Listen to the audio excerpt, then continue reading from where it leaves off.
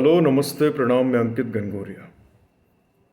मैं आज नवरात्रि के समय में एक बहुत ही अच्छे एलिमेंट के ऊपर बात करना चाहता हूँ। वो है व्रत, उपवास, फास्टिंग।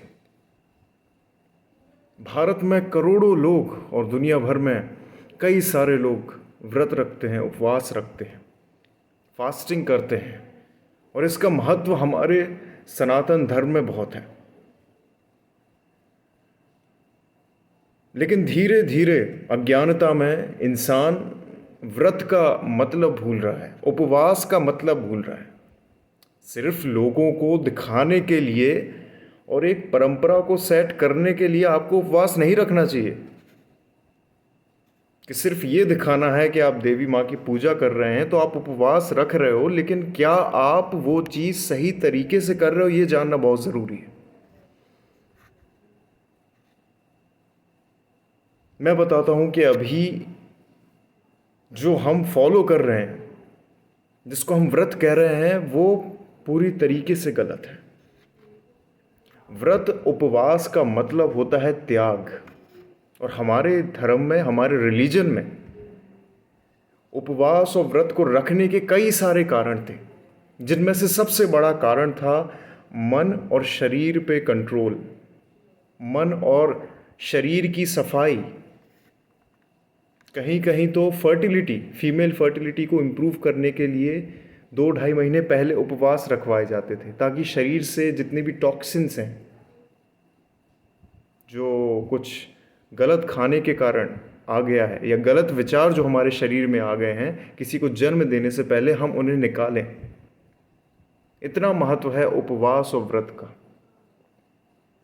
और व्रत सिर्फ खाने का नहीं होता है कि आपने अन्न त्याग दिया।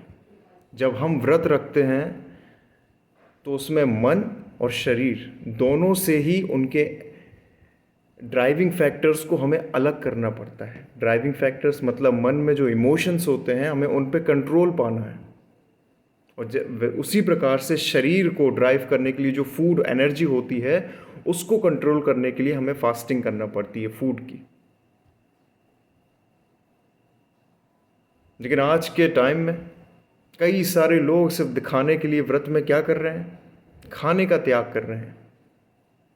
और इसका लेवल इतना गिर गया है कि बोलने के लिए अन्न का त्याग कर रहे हैं, लेकिन दिन में आधा किलो साबूदाने की खिचड़ी खा लेते हैं, आधा किलो आलू के चिप्स खा लेते हैं, आधा लीटर दूध पी लेते हैं। तो ये किस प्रकार से व्रत है? ये गलत है।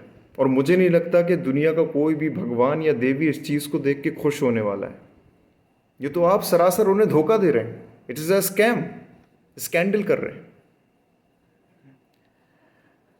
शरीर में हमें पानी, नमक, अन्न आदि चीज़ों को त्यागना पड़ता है। और इसको त्यागने से शरीर का 8 से 12 घंटे के अंतराल में डिटॉक्सिफिकेशन होता है। और हमारा शरीर जब 8 से 12 घंटे जब उसे खाना नहीं मिलेगा, तो शरीर के वीक सेल्स को वो खाएगा, जो आगे जाके कैंसरस बन सकते थे। और जिस प्रकार इंसान अपनी भूख और खाने की तलब पे कंट्रोल पाता है, उसी प्रकार उसको अपने मन और इमोशंस पे भी कंट्रोल जागता है। इसलिए मन और शरीर दोनों का फास्टिंग है, दोनों का त्याग है और दोनों का महत्व है। हमारा जो दिमाग है और जो हमारा पेट है, वो एक दूसरे से बहुत गहरे रूप से जुड़ा हुआ है। जिसने अपने पेट पे कंट्रोल पा लिया, धीरे धीरे वो अपने मन, विचारों और दिमाग पे भी कंट्रोल पाता है। इसीलिए व्रत हमेशा से शरीर और मन दो चीज़ों का रहा है। अब लोग अन्न का त्याग तो कर देते हैं और उससे सही भी बोलते हैं, लेकिन पूरे दिन चुगली करेंगे, ईर्ष्या करेंगे, जलन रखेंगे, दूसरे की बुराई करेंगे, 2-2, 3-3, 4-4 घंटे मोबाइल चलाएंगे, क्रोध करेंगे, मन में जो गलत विचार आ रहे हैं उनका त्याग नहीं करेंगे। इस स्थिति में भी आपका उपवास, आपका व्रत गलत है। आपने कई जगह सुना होगा मौन व्रत। ये मौन व्रत क्यों रखा जाता है? ताकि आप गलत ना बोलें। और जब जब एक सेंस को बंद किया जाता है, ये बोलने की जो प्रक्रिया को बंद किया जाता है, तब दिमाग के कई सारे न्यूरॉन्स खुलते हैं, उसके कई सारे बिगड़े हुए जो जाल हैं वो सुधरते हैं। इसलिए तो मौन व्रत बोला जाता है कि आप बोलेंगे नहीं तो गलत चीज़ें बाहर आएंगी नहीं, आप इंट्रोस्पेक्शन कर पाएंगे, खुद को जान पाएंगे, खुद के अंदर बदलाव कर पाएंगे। तो यही सही मायने थे व्रत के, जो आज नहीं हो रहे हैं। आज ईर्ष्या, जलन, चुगली, क्रोध और भेद के साथ इंसान रह रहा है, भाव को जिंदा रखता है, गलत बोलता है और खाने के तौर पे अन्न को त्यागता है, लेकिन दूसरी ओर इतना सारा खाने का सेवन कर रहा है। तो ये जो पूरा व्रत और उपवास है, ये करप्ट हो चुका है, पॉल्यूट हो चुका है।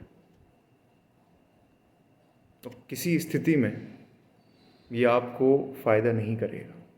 तो पहले आप जानें कि आप क्या कर रहे हैं और फिर समझें कि उसे कैसे करना चाहिए। ये अंधाधुन की रेस में भीड़ मत बनिए, ये सच है। तो आप कुछ भी करें तो पहले समझें वो क्यों है और क्यों किया जाता था। तो आज का यही मैसेज था। धन्यवाद।